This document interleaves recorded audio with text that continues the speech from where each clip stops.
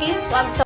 నెల్లూరు నగర నూతన డీఎస్పీగా పదవి బాధ్యతలు స్వీకరించిన సింధు ప్రియని భారత సేవా ఫౌండేషన్ సభ్యులు, విశ్రాంత ఉద్యోగులు, సీనియర్ సిటిజన్స్ వాకర్స్ అసోసియేషన్ సభ్యులు గురువారం నెల్లూరులోని డీఎస్పీ కార్యాలయంలో పూల మొక్కతో ఘనంగా సన్మానించారు. సందర్భంగా భారత సేవా ఫౌండేషన్ సెక్రటరీ, విశ్రాంత్ social welfare officer, working president Joshua గ్రంథాలయం ఎస్కే కాసిం ఆధ్వర్యంలో జరిగింది. సందర్భంగా ఆయన మీడియాతో మాట్లాడుతూ నెల్లూరు ప్రజలకు మరిన్ని సేవలు అందించాలని, ప్లాస్టిక్ రహిత సమాజానికి సహకరించాలన్నారు. సమాజంలోని వివిధ వర్గాల ప్రజలు, ముఖ్యంగా సీనియర్ సిటిజన్ తమ బాధలను తెలుపుకునేందుకు అనేక వ్యయ ప్రయాసాల కోర్చి అధికారులను కలిసేందుకు ఇబ్బంది పడుతున్నారని, ఈ సమస్యను పరిష్కరించేందుకు డీఎస్పీ సింధు ప్రియ చొరవ చూపి డైల్ యువర్ డీఎస్పీ కార్యక్రమానికి ఒక టోల్ ఫ్రీ నెంబర్ను ఏర్పాటు చేస్తే బాగుంటుందని కాసిం విజ్ఞప్తి చేయగా డీఎస్పీ అందుకు అంగీకరించారు.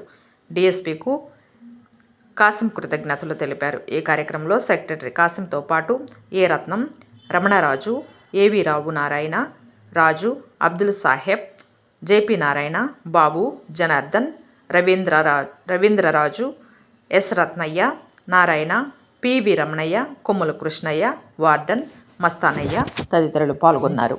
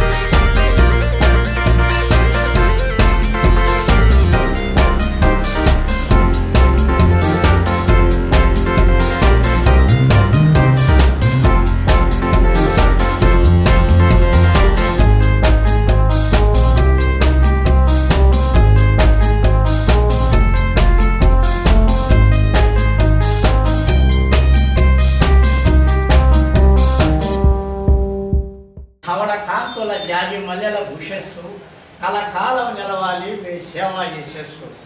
అందుకోండి ఇవిగో మా అందరి బెస్ట్ విషస్సు. ఇది సిప్లీ లిల్లీ అని పాడి తీసుకున్న ఫలము. ఇవన్నీ కూడా పెద్దవాళ్ళం కదమ్మా, మా బిడ్డ లాంటివి. అలాగే ఇదిగో తల్లి ఒక్కొక్క చేత ఒక్కొక్క గులాబీ. రండి, ఒక్కడే చేయకూడదు కదా. ఈ గులాబీని ఎందుకు ఇస్తున్నామో తెలుస్తుంది. ఆ గులాబీ సౌరభము, సౌందర్యం రెండు ఉన్నాయమ్మా దానికి. అలాగే మీలో మంచితనం, పనితనం ఉందని తెలిసింది మాకు. కాబట్టి ఆ గులాబీ మీకు కానుగా అందజేస్తున్నాము. సరే, మా ఈరోజు సంతోషకరమైన దినాల్లో మాకు ఇది ఒక పరమానంద. అలాగే ఇంకొకటి అయితే మర్చిపోయేసాము. ఈ భారత సేవ తరఫున ప్లాస్టిక్ రహిత నిరోధన ఒక కార్యక్రమం చేపట్టామమ్మా. వరుసగా ఏంటంటే గుడ్డ సంచులు 10,000 కాటన్ బ్యాగ్స్ తయారు చేయించి ప్రజల్లో ఇస్తున్నాము.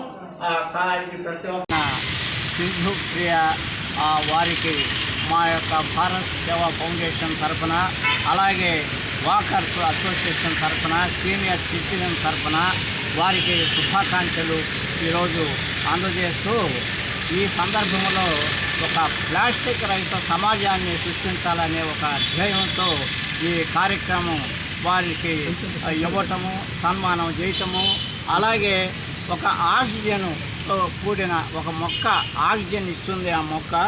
ఆ మొక్కను కూడా వారికి ఇచ్చి కానుకగా పేదలు అందరూ కూడా ఆ యొక్క ఆపన్న హస్తాలమ్మా.